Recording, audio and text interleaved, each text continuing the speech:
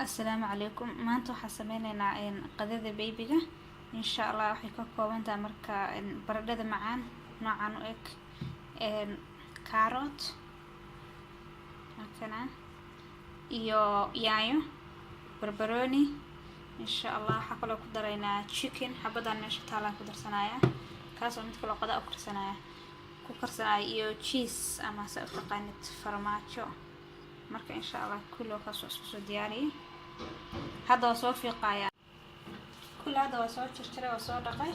insha Allah dad waxay idinka ilaa wax yar oo basta dhaadheer ama basta macaroni bariis xitaa daarabto ku bedelan kartaa insha Allah wax yar cusbo aan ku dareynaa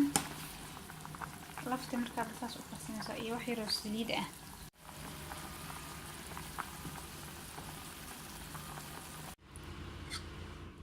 hada wana soo karsan marka chickenka lafta ka soo bixiyo hada chickenka soo jarjaray marka caadad ma sha Allah waxa ku dareynaa marka cheese-ki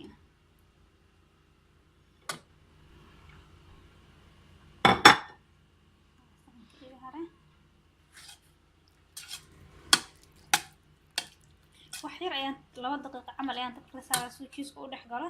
kadibna waxa sameynaa waa shiidaya insha Allah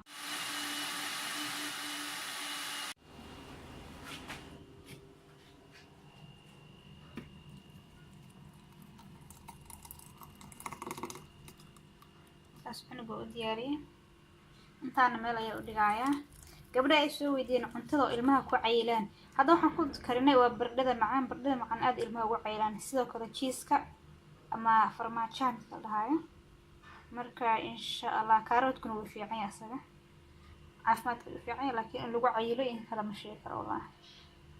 insha Allah u diyaariyay marka halkaas u saaray fridge-ka marka halaabayso halkaas adaa fridge ku yaalo kale halkaas u gelin kartaa marka ma sha Allah diyaar waa